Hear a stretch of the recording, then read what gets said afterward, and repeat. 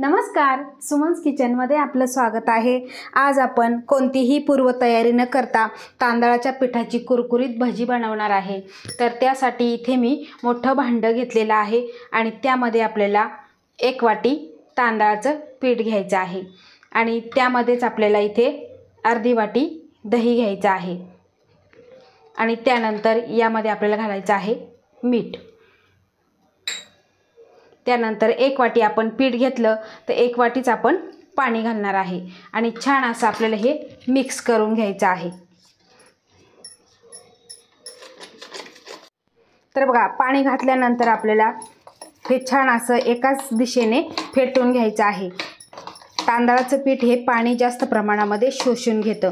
आपल्याला अजून पाणी लागणार आहे, त्यासाठी काय करायचं, आता ह्या पूर्ण गाठी मोडून घ्यायच्या आहे आणि त्यानंतर अंदाजाने आपल्याला थोडं थोडं पाणी घालायचं आहे। आता 5 मिनिटे तरी आपण या गाठी सगळ्या मोडून घेऊ आणि पीठ छान असं फेटून घेऊ, म्हणजे पीठ काय हलकं होईल। आपल्याला यामध्ये सोडा इनो काहीही वापरायचं नाही। तर बघा, अशा पद्धतीने आपण हे पीठ सगळं फेटून घेतलेलं आहे। आता यामध्ये आपल्याला बाकीचं साहित्य घालायचं आहे।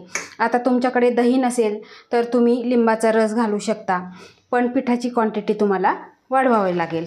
बघा, अशा पद्धतीने हे फेटून घेतलेलं आहे आणि छान असं हलकं झालेलं आहे। इथे मी दही घेतल्यामुळे मला पाण्याची गरज 1च वाटी लागलेली आहे। आता यामध्ये आपल्याला बाकीचं साहित्य घालून घ्यायचं आहे। तर इथे मी 1 छोटा कांदा बारीक कट करून घेतलेला आहे।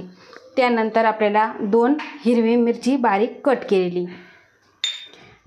अर्धा इंच आलं किसून घेतलेलं, त्यानंतर अर्धा छोटा चमचा ओवा, 7 ते 8 पाने घेतलेली मी कढीपत्त्याची, ही बारीक कट करून घेतलेली आहे आणि त्यानंतर आपल्याला इथे कोथिंबीर घालायची आहे। आता हे सगळं आपल्याला मिक्स करून घ्यायचं आहे। बघा, अशा पद्धतीने आपल्याला मिक्स करून घ्यायचं आहे। आता यामध्ये तुम्हाला आवडीच्या काही भाज्या किंवा दुसरं काही साहित्य घालायचं असेल तुम्ही ते घालू शकता। बघा, अशा पद्धतीने आपण हे पीठ भिजवून घेतलेलं आहे। आता आपण याची भजी तळायला सुरुवात करूया। आता तेल इथे छान असं कडकडीत गरम करून घ्यायचं आहे आणि गॅसची फ्लेम आपल्याला मीडियम करायची आहे। ज्यावेळेस आपण तेल गरम करायला ठेवतो त्यावेळेस कडकडीत गरम करून घ्यायचं आणि नंतर गॅसची फ्लेम ही मीडियम ठेवायची। त्यामुळे काय होतं, आपली जी भजी आहे ती भजी छान अशी कुरकुरीत होतात। तर आता आपण एक एक भजी सोडून घेऊ।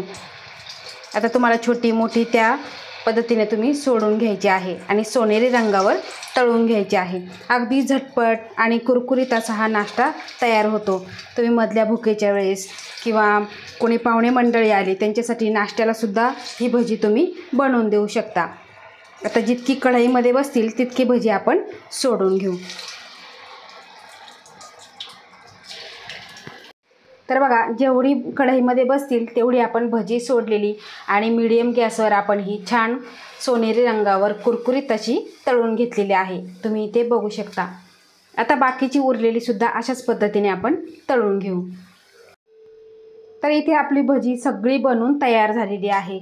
अतिशय कुरकुरीत अशी ही भजी तयार झालेली आहे आणि अगदी 10 मिनिटात तयार होतात आणि पचायला सुद्धा खूप अशी हलकी फुलकी आहे, तुम्ही इथे बघू शकता। अगदी 10 मिनिटामध्ये ही भजी तयार होतात। तर ह्या पद्धतीची कुरकुरीत आणि पौष्टिक अशी ही भजी तुम्ही एकदा नक्की बनवून बघा। फारसा वेळ लागत नाही आणि साहित्यसुद्धा खूप कमी लागतं, त्यामुळे आपली ही 10 मिनिटात भजी अगदी उत्तम प्रकारे तयार होतात आणि सगळ्यांनाच आवडतील अशी ही कुरकुरीत भजी आहे। तर ही तांदळाची भजी तुम्ही एकदा नक्की बनवून बघा। आवडल्यास लाईक करा, शेअर करा, सबस्क्राईब करा आणि बाजूचं बेल आयकॉन बटन प्रेस करा। धन्यवाद।